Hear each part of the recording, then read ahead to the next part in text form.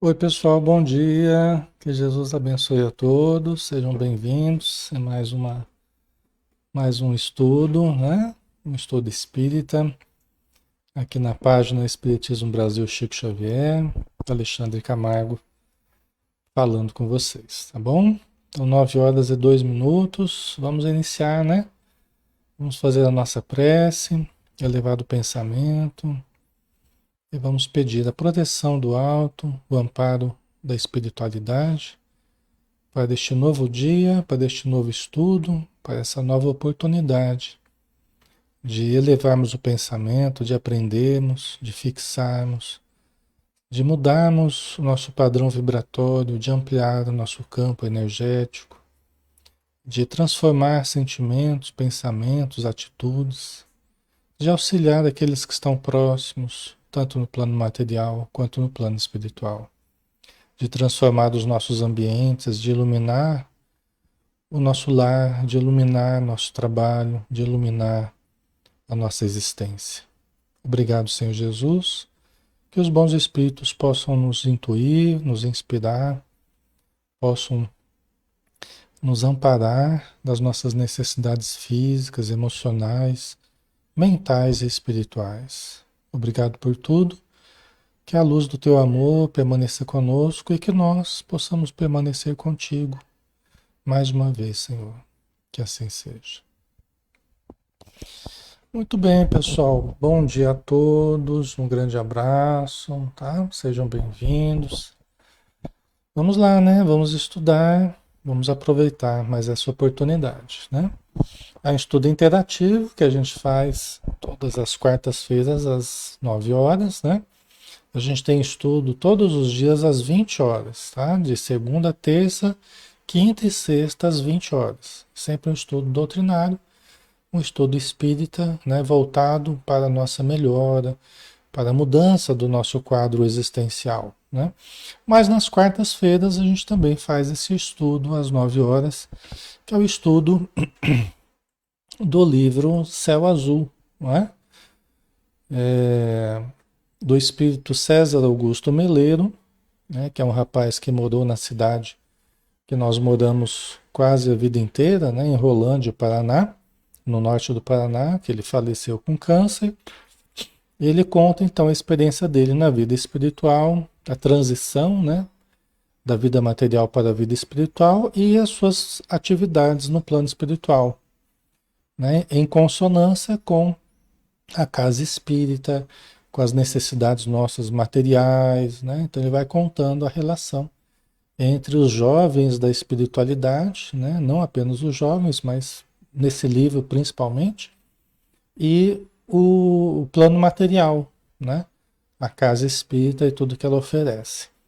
Através da médium, né? Que é Célia Xavier de Camargo, que é minha mãe, que escreveu mais de 20 livros psicografados, né? E esse foi um dos primeiros livros que ela recebeu, né? Esse livro ele já tem, essa história ela já tem aproximadamente 30 anos, né? Então tudo que a gente vê aqui ocorreu há uns 30 anos atrás, mais ou menos, tá? Então vamos lá, o César ele tinha feito um curso, né? Ele estava fazendo um curso na cidade espiritual de Céu Azul, onde ele foi morar, né?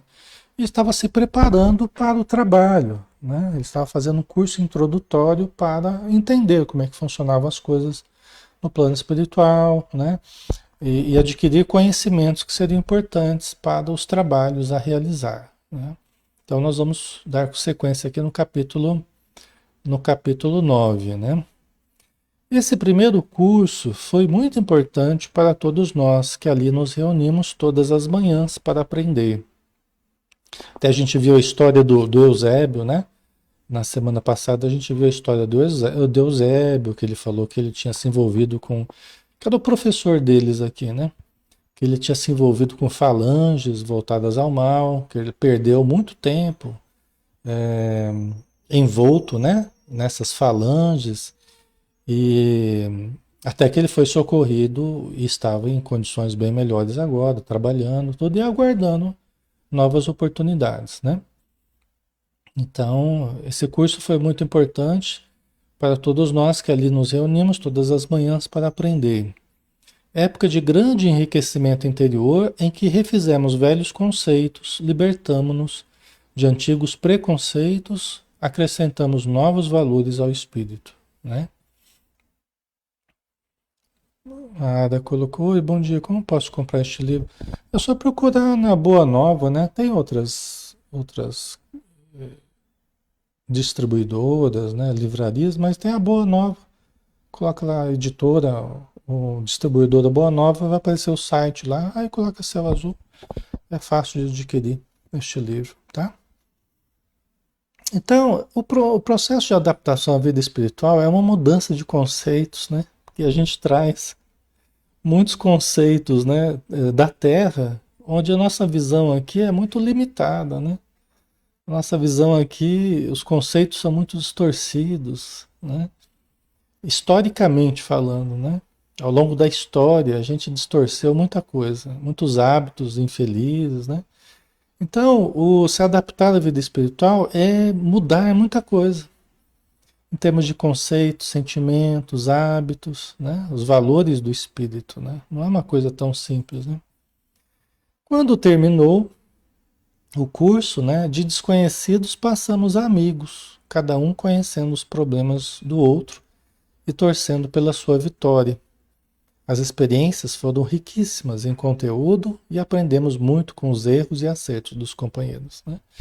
Porque como a gente já viu, né, eles foram se, como qualquer grupo, né, eles foram se entrosando, foram se conhecendo e conhecendo também as experiências, bem ou mal sucedidas de um de outro, os erros e acertos, né, que todos trouxeram da Terra. Então, isso a gente aprende muito, né, com as experiências de todo mundo, né? No último dia fizemos uma festa. Era a derradeira aula e confraternizamos à vontade. Que diferença do primeiro dia em que estávamos todos tensos e preocupados, um bando de recém-chegados que se fitavam com estranheza e curiosidade, né? Como é normal nos grupos, né? A gente chega meio desconfiado, né? A gente chega sem conhecer uns aos outros, aí com o tempo a gente vai se desarmando, vai se entrosando, né? Se conhecendo mais e se tornando amigos, né? O instrutor Eusébio falou-nos a importância de não nos determos nessas primeiras informações.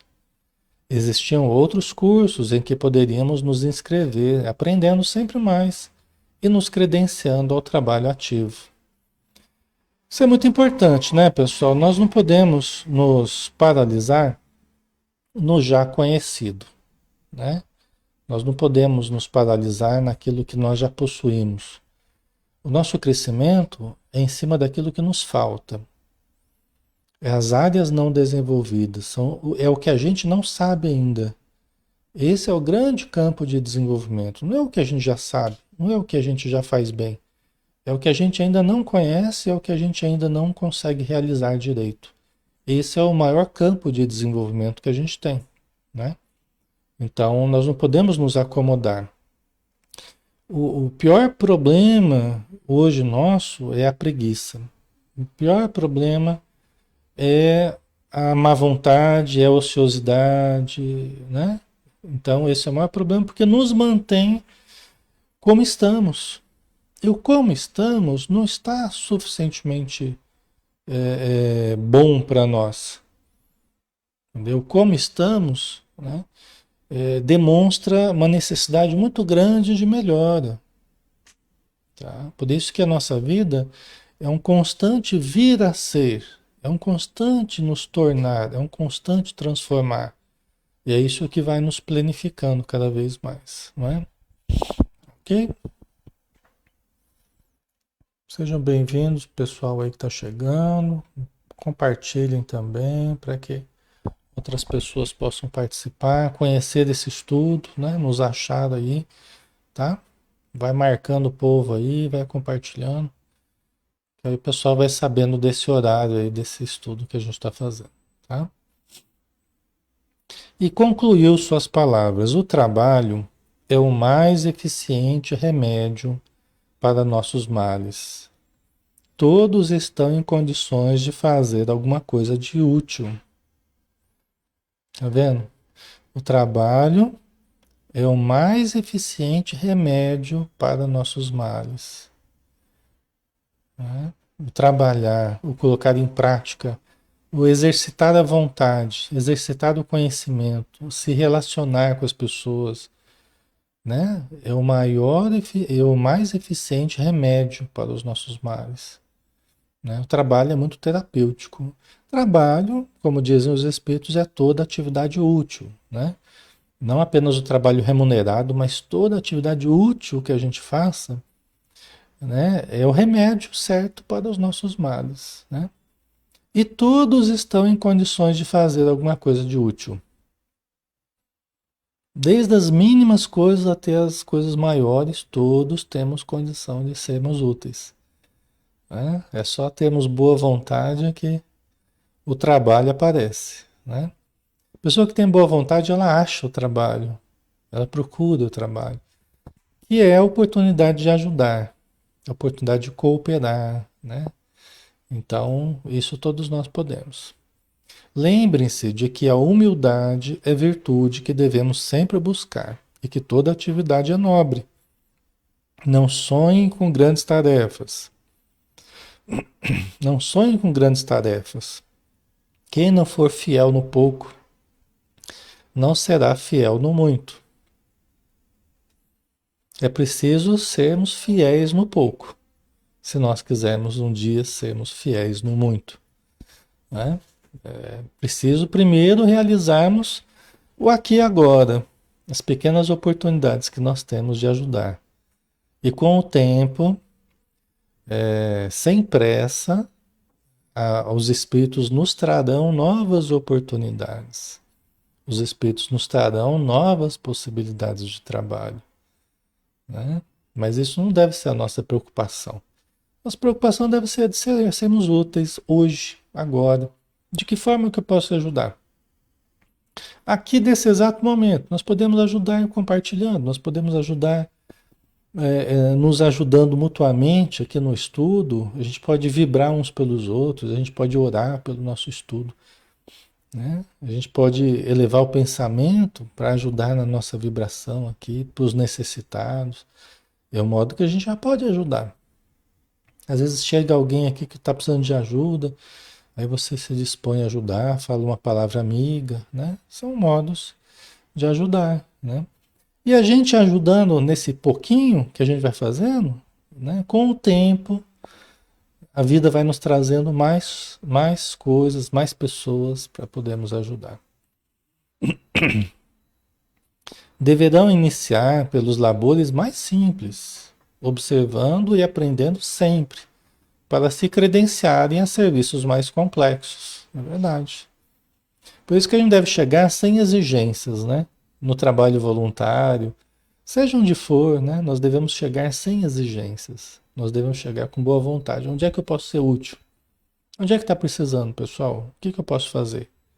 Não é o que eu quero fazer, é o que eu posso fazer para ajudar.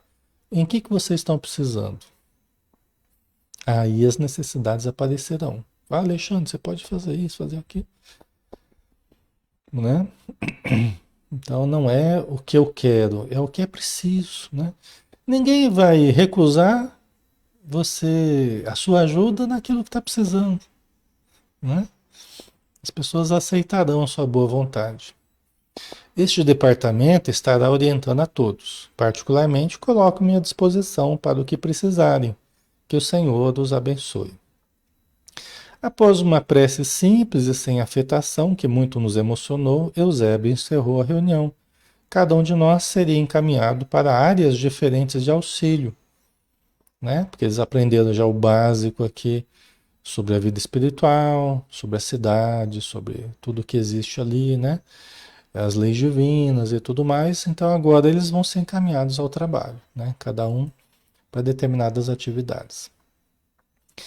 Ao término, acerquei-me do instrutor para dialogar, aproveitando uma folga que se fizera. Irmão Eusébio, ainda não sei o que eu vou fazer. Fitando-me com aqueles olhos serenos que transmitiam tanta segurança, ele considerou: César, grande quantidade de jovens aportam a espiritualidade completamente despreparados para a nova realidade. Né? Então César não sabia o que fazer, o irmão Eusébio falou: "Ó, tem muitos jovens que chegam à espiritualidade, uma grande quantidade, completamente despreparados para a nova realidade. Né? E nós temos que lembrar que os desencarnes de jovens geralmente são mais traumáticos, geralmente são mais complicados. Por quê? Porque não é o natural da vida a pessoa morrer tão jovem. Tem casos que é programado, que a pessoa iria passar por uma morte prematura, né? Que não iria dar continuidade na existência até a maturidade, até a velhice, né? Não. Mas a maioria dos casos de morte na juventude é devido a outras causas, né? Devido a drogas, devido a suicídio, acidentes, muitos acidentes de moto, de carro, né? A imprevidência, né? Então não é o natural, né? O mais comum seria que a pessoa continuasse vivendo, né? Pelo maior tempo possível, né? Mas no caso de jovens, quando desencarnam, geralmente tem causas mais complexas, mais complicadas, né? Por isso chegam despreparados, né, na vida espiritual. Já pensou nisso? Inconscientes do seu estado, sofrem muito pela ignorância sobre as coisas do espírito, em que são mantidos enquanto encarnados. Gostaria de ajudá-los, né? Vocês estão entendendo? Então, a maioria dos jovens chega em estado de inconsciência, por ocorrer mortes assim traumáticas, por falta de preparo religioso, preparo espiritual, falta de informação, né? Porque aqui na Terra ainda é difícil. Os preconceitos em torno da espiritualidade, em torno da morte, às vezes não pode nem tocar no assunto morte, que o pessoal já, né? Já acha ruim e tal, né? E no Espiritismo a gente trata com tranquilidade, com serenidade, porque a única certeza que a gente tem é que nós um dia iremos morrer fisicamente, né? Mas também nos mostra que a vida continua. E isso é muito importante, porque isso dá uma perspectiva diferente, né? Então ajuda muito a gente a lidar com a morte que todos passaremos, todos atravessaremos a porta do desencarne, né? Certo, pessoal? Então ele está perguntando se eu gostaria de ajudá-los, né? Como se uma luz se tivesse acendido em meio à escuridão, exclamei surpreso. Como fizeram comigo? Sim, de certa forma. Sua realidade, porém, era bem diferente da que normalmente vemos aqui, né? Quer dizer, o César, ele passou por esse auxílio também de jovens e não jovens, mas ele passou pelo auxílio espiritual para a sua transição, né, da doença que ele teve na matéria para o plano espiritual. Não precisou permanecer no umbral, né? Ele foi atendido na Terra e já conduzido para a Cela Azul. Então não é exatamente o caso, a maioria que eles enxergam nos que chegam na vida espiritual.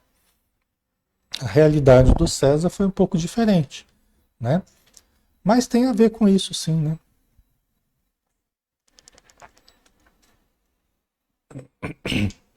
Cada caso é um caso e tem necessidades diferentes, né? O César também precisou de ajuda. Ele também, principalmente no começo da doença, ele estava sentindo a presença de certos espíritos que foram atendidos nas reuniões mediúnicas, né? Então ele também precisou de auxílio espiritual para que fizesse uma transição mais suave, né? Digamos assim.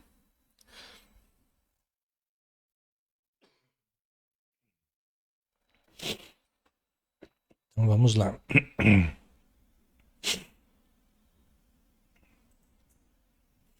A Thaís colocou aqui, Alexandre, os jovens ficariam junto às famílias ou em locais especiais com a mesma faixa de idade?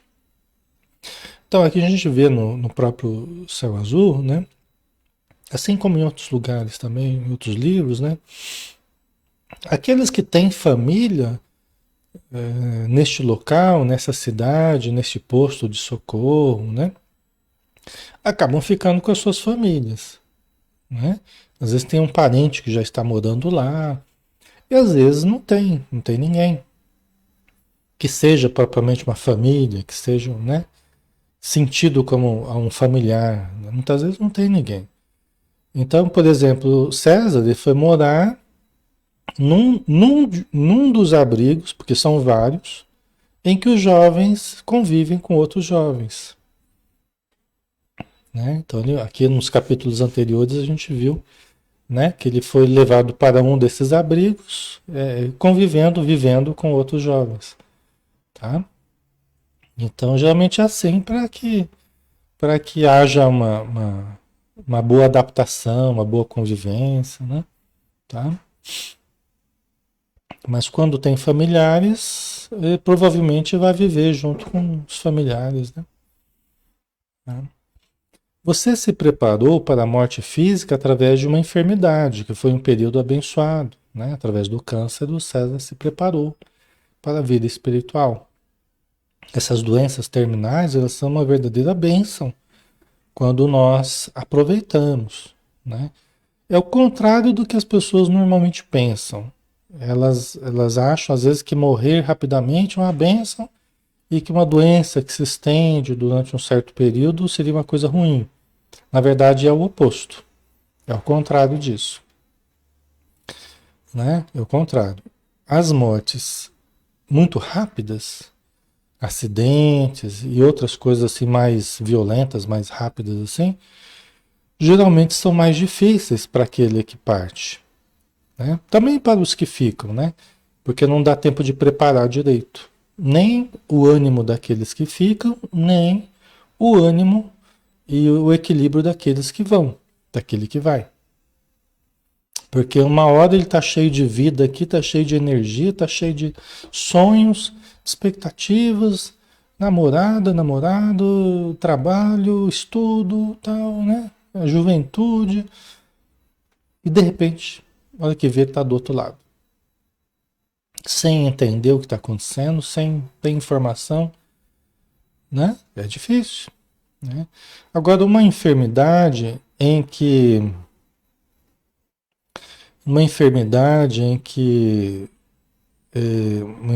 grave, por exemplo, em que a perspectiva é muito difícil de melhoria, de cura, né?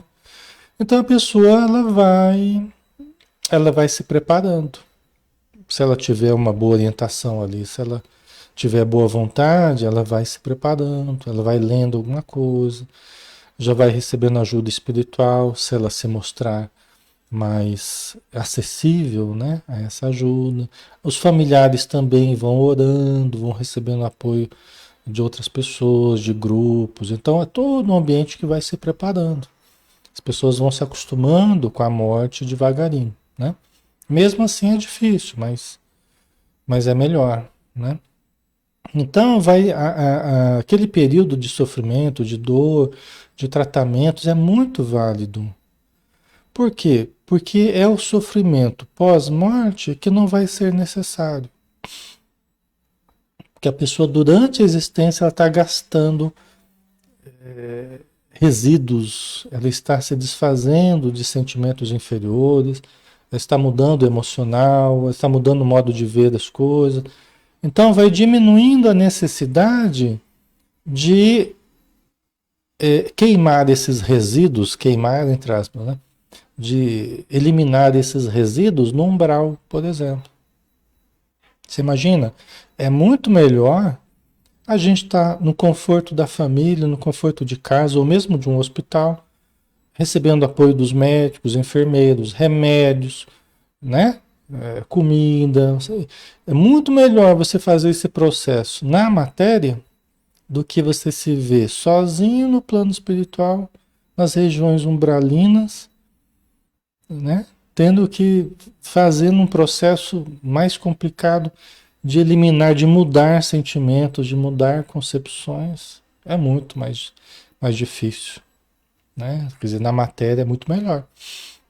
Então, os sofrimentos que a gente passa aqui são uma verdadeira bênção para uma preparação, né? Para a vida após a morte, tá? Então, vamos lá? Grande parte dos jovens, contudo, desencarna violentamente, em acidentes ou pelo suicídio.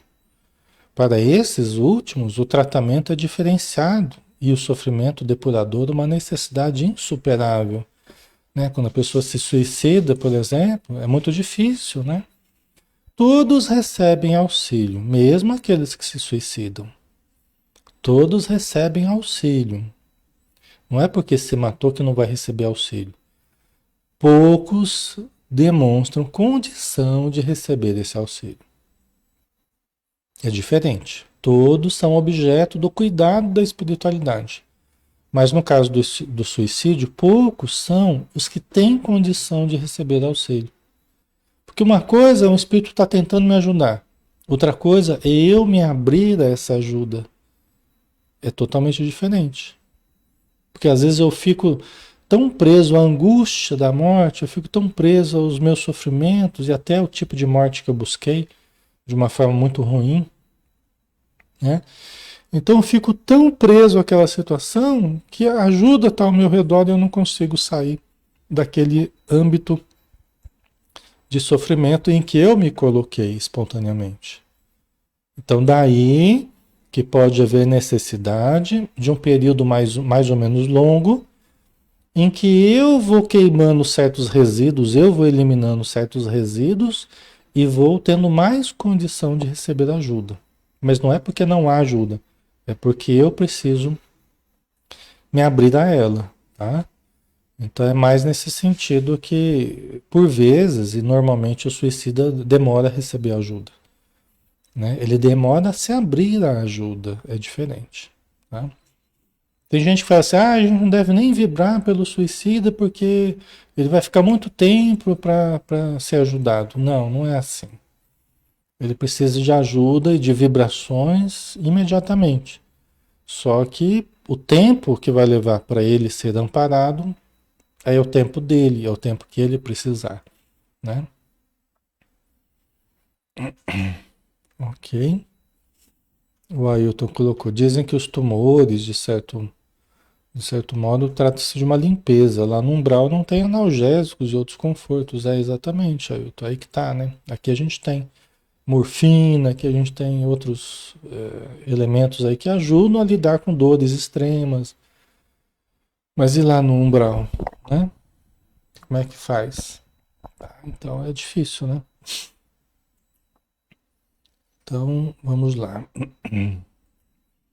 Quanto aos outros, os acidentados devem ser amparados na medida do possível, razão pela qual precisamos dos que estejam dispostos a colaborar na assistência e orientação nos primeiros tempos, né? Os acidentados também, é uma morte abrupta, né? E pega a pessoa despreparada. Lógico que tudo vai depender do nível evolutivo de cada pessoa, né? Do nível de sentimentos, de conhecimentos, de atitude mental de cada um, né? Que varia mesmo conforme cada caso, né? Mas via de regra é difícil, né? Essa morte violenta, essa morte rápida, né? É papuf, na hora que vê você está lá no plano espiritual. Então demora mais a se orientar, né? Legal, conte comigo. Gostei da ideia. Ótimo, então dirija-se à sala do assistente Mateus, onde receberá informações mais precisas, né? De ajudar, né, os jovens desencarnados. Familiarizado com o prédio, movimentava-me agora com desenvoltura. Chegando à sala recomendada, encontrei uma dúzia de jovens que, como eu, desempenhariam a mesma função. Tá vendo? Já tinha uma dúzia lá. Eu ia ter que disputar uma vaga lá, né? Ainda bem que não é como aqui, né? Todo mundo é aproveitado, né? Se fosse aqui, ia demorar para ter um empreguinho aí. Chegou lá, tinha uma dúzia de jovens que iriam trabalhar.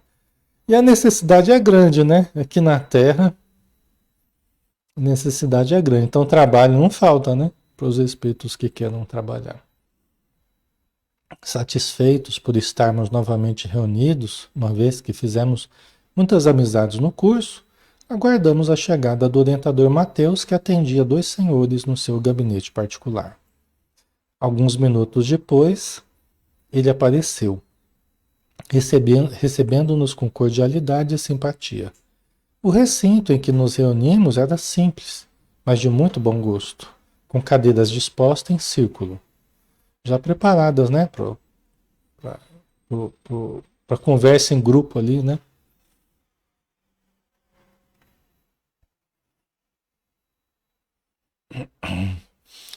O assistente ocupou uma delas, integrando-se no grupo, como se fosse qualquer um de nós. Percebi imediatamente que isso nos aproximava dele, diminuindo a distância que nos separava. Quando começou a falar, sem qualquer afetação, dirigindo-se a nós com simplicidade, sentimos-nos poderosamente atraídos por sua personalidade cativante. Né? O instrutor Mateus, né? Apresentou-se, solicitando a cada um dos presentes que assim procedesse para que nos conhecesse melhor. Em seguida, deu liberdade para que fizéssemos questionamentos, expondo dúvidas e expectativas. Né?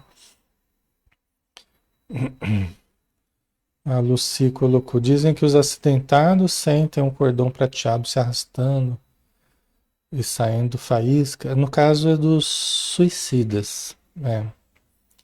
O que a gente ouve falar, né, disso que você está dizendo, seriam suicidas, né? É, porque eles rompem, na verdade, a ligação perispírito-corpo, espírito-corpo, né? É, aquele cordão que liga, né, espírito ao corpo, eles rompem esse cordão de abrupto, através de um suicídio. Né? Então não é um processo natural, é um processo causado. Né? E aí a gente vê mesmo a referência a isso no livro Memórias de um Suicida, que era fácil detectar no espírito que era suicida, né? Porque ele trazia mesmo aquele cordão se arrastando, né? Vamos dizer assim, ligado ainda a, ao seu corpo, né?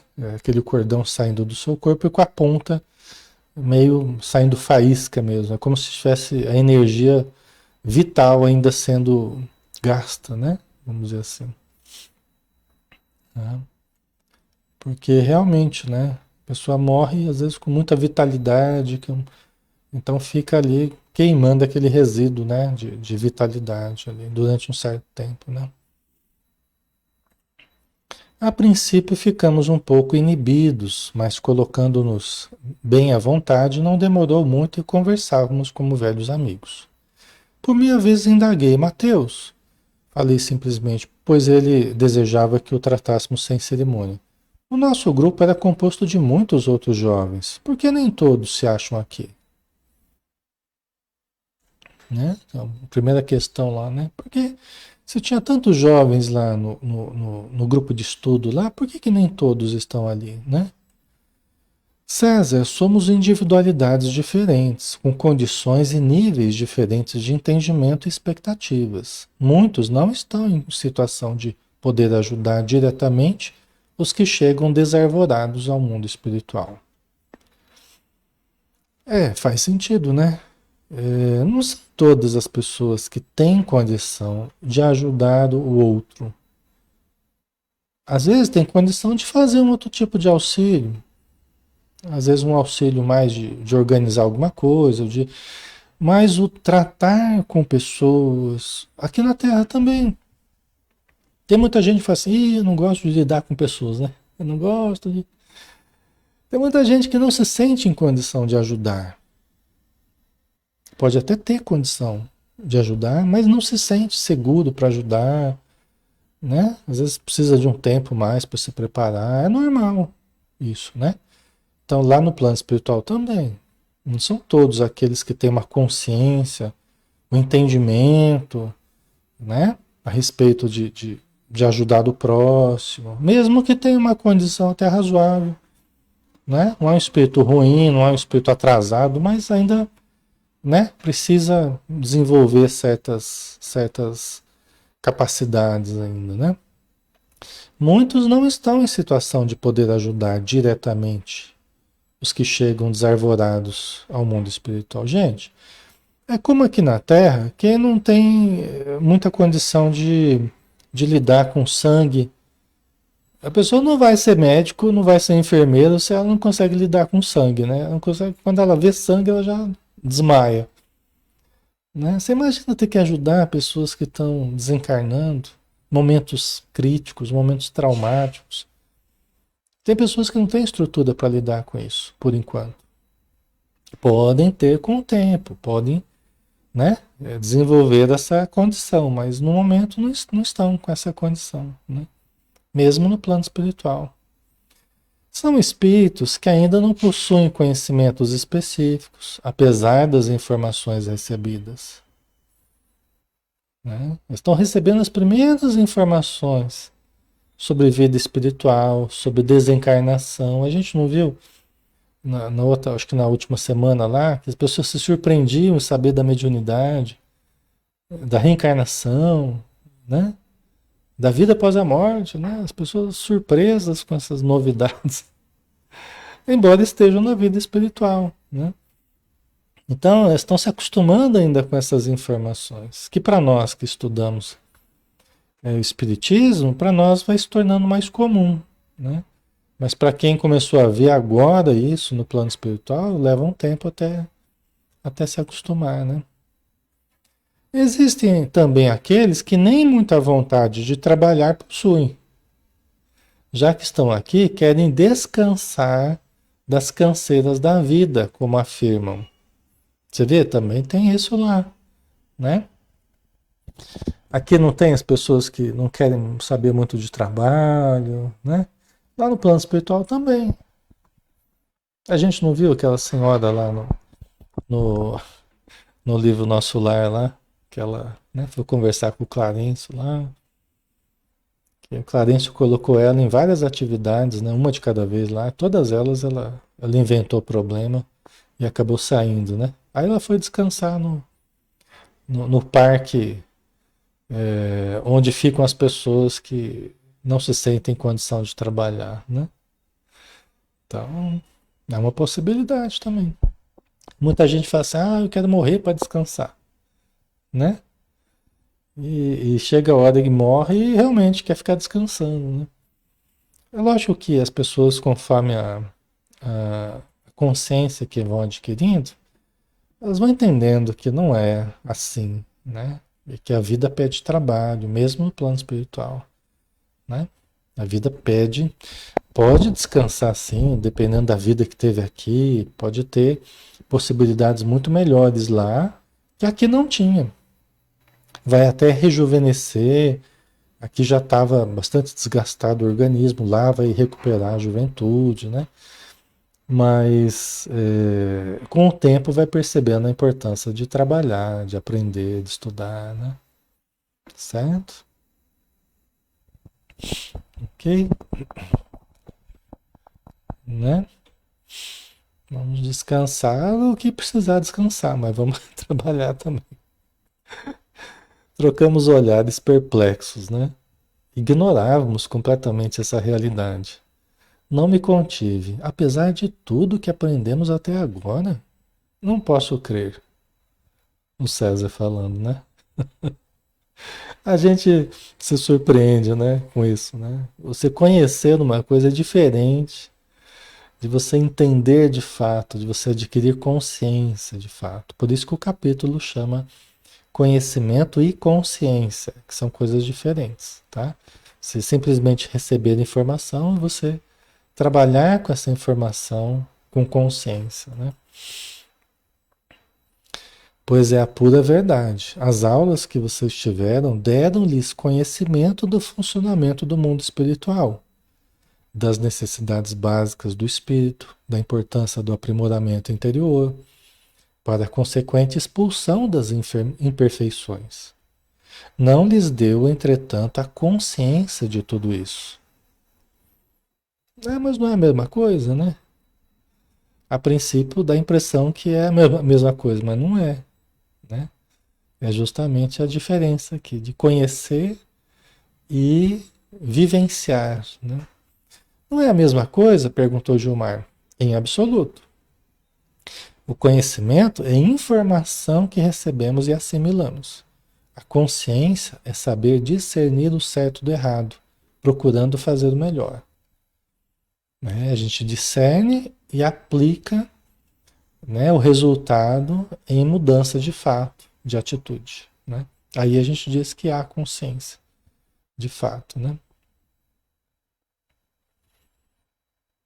O João colocou, né? Aqui na vida terrena temos todos déficit de descanso, falta de paz espiritual.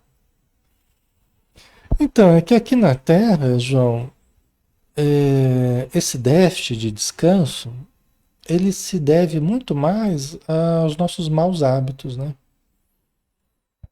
Todos nós teríamos condição de viver uma vida muito mais saudável, muito mais equilibrada, se não gastássemos tanta energia com o que não precisa.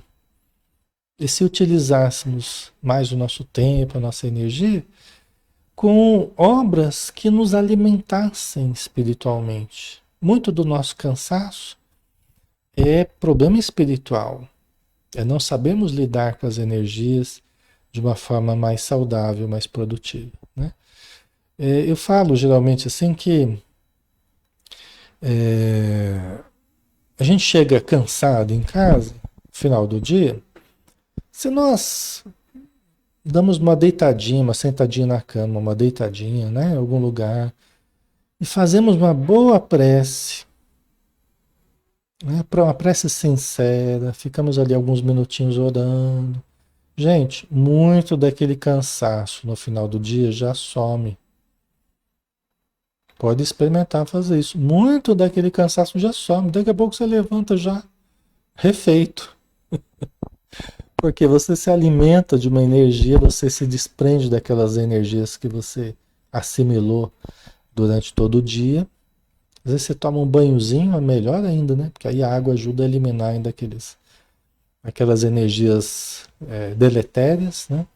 E a gente fica bem mais descansado. Então, muito é como a gente vive, né? E as preocupações descabidas que a gente cultiva, né? A maioria delas sem utilidade nenhuma, né? Certo? Então vamos lá, né?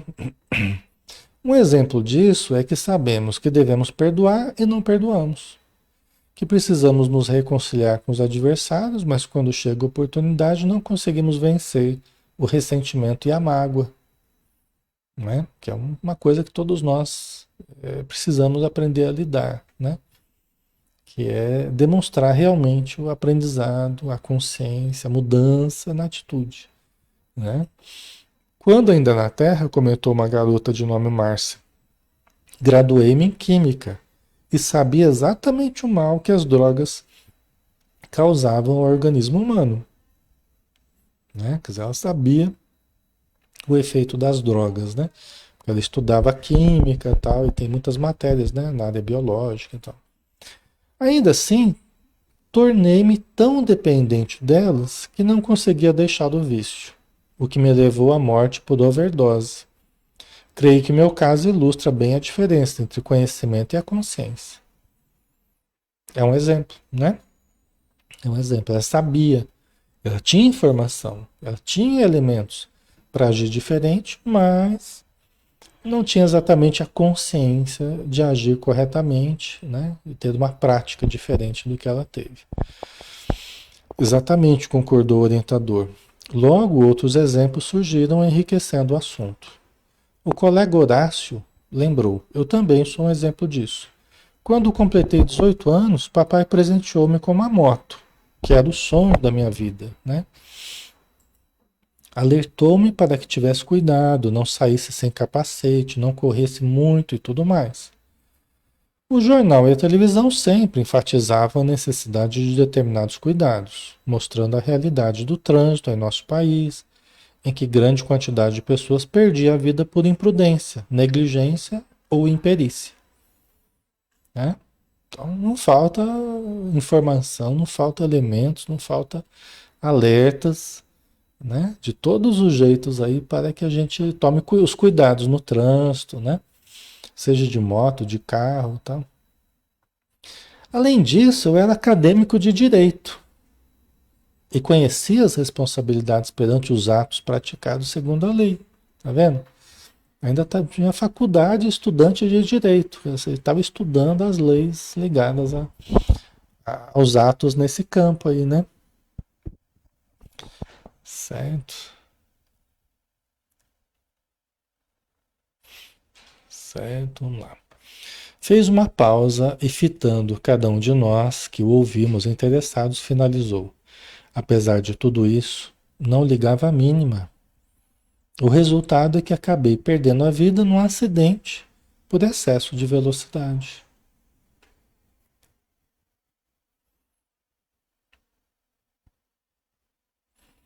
Oi, pessoal, deu uma paradinha aí, já voltou? Vamos ver se já voltou aí. Parece que deu uma interrompida, né?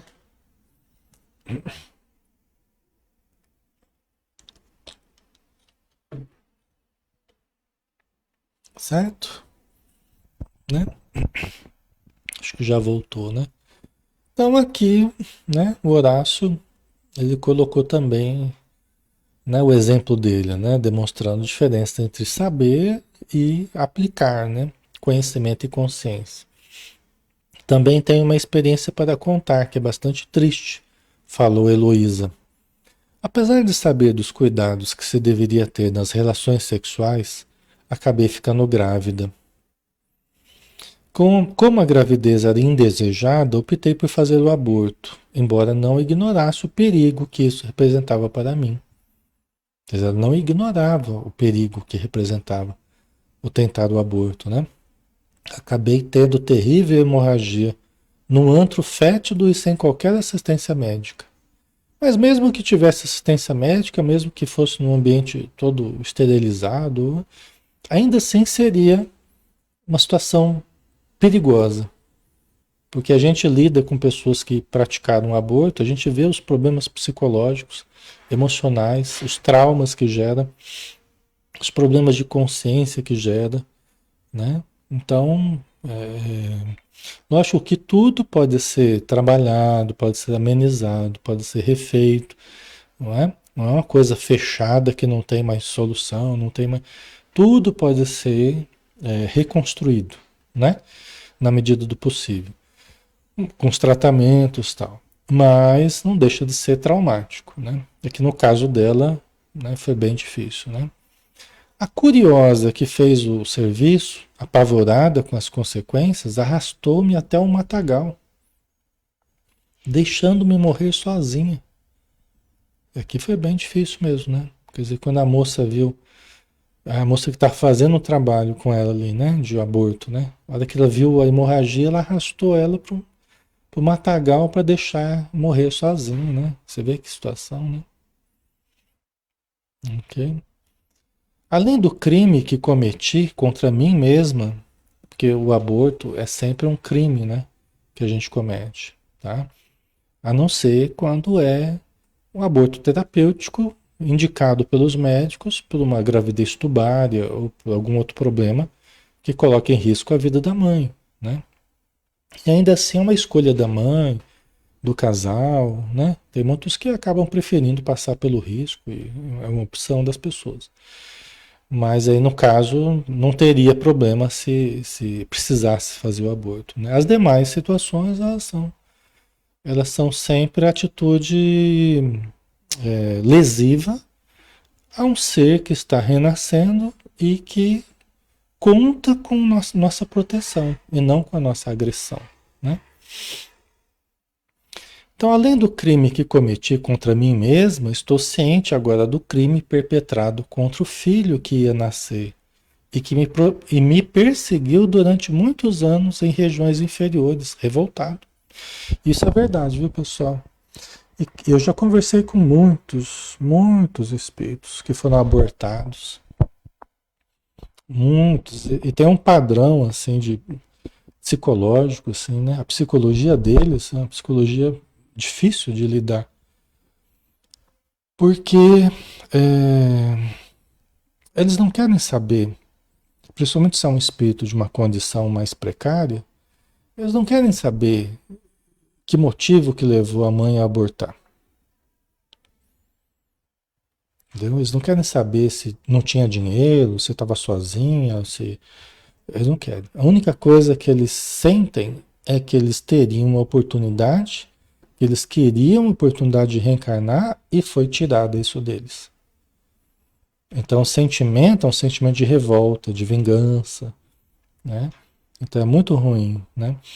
E a consciência culpada da mãe, ou que seria a futura mãe, estabelece a sintonia, cobrança e devedor, né? O débito e a cobrança. O espírito, que seria seu filho, acaba se transformando em um obsessor. E ali gruda ali no perispírito da mãe, né? Porque a gravidez ela já é de uma ligação muito grande perispírito a perispírito, né? Perispírito do reencarnante com o corpo materno. Ele fica grudado ali, não raro causando cânceres, causando, né, problemas físicos e emocionais na mãe, entendeu? Que passa a estar como uma pessoa que poderia ser grata, poderia ser amorosa, afetuosa, agora está ali convertida numa presença constante, rancorosa, odiosa, vingativa, entendeu? Então isso pode causar muitos problemas espirituais, psíquicos, né, na mãe e tal. Certo? Amarília, o aborto espontâneo é assim também? Quando de fato é espontâneo, não. É que esse espontâneo, entre aspas, ele esconde muita coisa que sutilmente acontece. Tá? Muita imprevidência, inconscientemente desejo de eliminar a gravidez, porque espiritualmente, às vezes a pessoa nem sabe que está grávida, materialmente ela não teve o conhecimento do fato, mas espiritualmente ela já está sentindo a movimentação nesse sentido. Entendeu? Ela já está percebendo espiritualmente, intuitivamente. E muitas vezes começa a ter práticas que facilitam o aborto.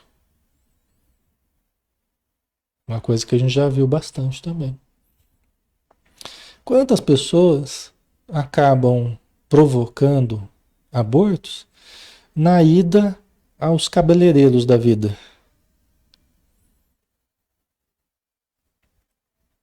Eu acho como assim os cabeleireiros? O que tem a ver uma coisa com a outra?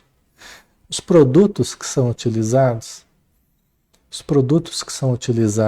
para pintura, né? Os procedimentos na cabeça, muitos são abortivos. Muitos são abortivos. São substâncias muito fortes que o organismo absorve e que acaba prejudicando aquele início da vida. Às vezes a pessoa nem sabe, não sabe materialmente que está grávida, mas ela, às vezes inconscientemente, ela busca recursos para eliminar aquela vida que está se iniciando. Por exemplo, tem pessoas que o alecrim, por exemplo, chá de alecrim é abortivo. Eu lidei com tudo isso, pessoal. Eu vivi casos que tudo isso foi os espíritos que queriam provocar o aborto e induzindo a pessoa a usar uma coisa, a usar outra. E a pessoa, de repente, ela tinha ideias. Acho que eu vou tomar um chá de alecrim, não sei o quê. Aí você vai ver, opa, chá de alecrim é abortivo. Né? É muito perigoso para quem está querendo ter filhos, por exemplo. Né? Então, às vezes os espíritos obsessores, eles vão sutilmente induzindo a pessoa, através da sugestão, a buscar coisas que levam... É lógico que a responsabilidade é menor nesse caso, né? A responsabilidade é menor porque a pessoa está... É o desconhecimento, né? Mas tudo depende da intenção inconsciente Porque às vezes a pessoa realmente está rejeitando a gravidez. Inconscientemente ela está rejeitando. Entendeu? Então, aí depende muito da. A Leila. Marcela também é abortiva, é? Marcela não conheço, não. Mas, né? Então, tem muita coisa aí que a gente precisa tomar cuidado, né? Tá? A gente está acabando aqui já, pessoal. A cada novo relato, compreendimos ainda mais o problema do livre-arbítrio e da responsabilidade perante os próprios atos. Como podem ver, considerou Mateus, não é conhecimento que nos falta, mas a consciência para poder aplicar esses conhecimentos que possuímos, né? Então, por isso a mensagem de Jesus é de vital importância para todos nós, remetendo-nos à origem de nossos males e ensinando que devemos fazer aos outros o que gostaríamos que os outros nos fizessem, né? Como permanecêssemos calados, cada qual meditando nos próprios problemas, Mateus encerrou a reunião. Tá? É lógico que aqui nós acabamos, né, por hoje. Nós temos que discernir cada vez mais, né? O estudo nos ajuda, dando elementos importantes de discernimento. E aí nós temos que ter a boa vontade de aproveitar o que estudamos para as mudanças necessárias, né? Senão é como a gente pegar uma indicação do remédio com o médico e não usar, né? Você vai lá, tem lá uma receita bonitona lá, com as dosagens, com os remédios, né? Aí você pega e guarda aquela receita e não usa, não usa da medicação. Então, os conceitos do Evangelho, né, as indicações dos bons espíritos, são os remédios que a gente precisa. Mas não adianta nada se a gente guardar na gaveta e esquecer, né? Não fizer uso, né? Tá? Então, né, a questão é termos uma boa intenção perante a vida e buscarmos através do autoconhecimento qual está sendo a nossa intenção perante a vida e o que nós podemos fazer para nos ajudar efetivamente e para ajudar o próximo ao nosso redor, né? Quer dizer, termos uma boa intenção e usarmos dos recursos precisos para que essa nossa boa intenção ela alcance os objetivos, né, de melhora, tá? Ok, pessoal, nós vamos finalizar então por hoje, né, que a gente tem que dar sequência nas nossas atividades diárias aqui, mas agradeço aí a participação de todos, a presença, né? Vamos fazer a prece final, né, para nos despedirmos. Senhor Jesus, que a bênção da tua presença recaia sobre todos nós, através dos passes que os bons espíritos nos aplicam, que acalmam as nossas emoções, tranquilizam os nossos pensamentos, desperta em nós o interesse por melhorarmos, por atingirmos patamares superiores de consciência, de vivência, de atitude, de energia, para que nós possamos nos sentir cada dia mais atraídos pela vida, cada dia mais felizes por vivenciarmos essa extraordinária oportunidade de estarmos reencarnados no planeta num momento tão importante em que podemos ter uma atitude altamente produtiva e que nos leve à evolução que nós precisamos.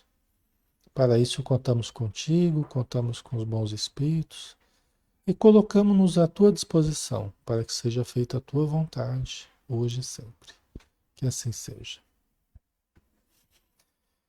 Então, obrigado pela presença, pessoal. Tenham todos um bom dia. Fiquem em paz. Amanhã, às 20 horas, a gente tem estudo, tá bom? Um abraço, pessoal. Até mais.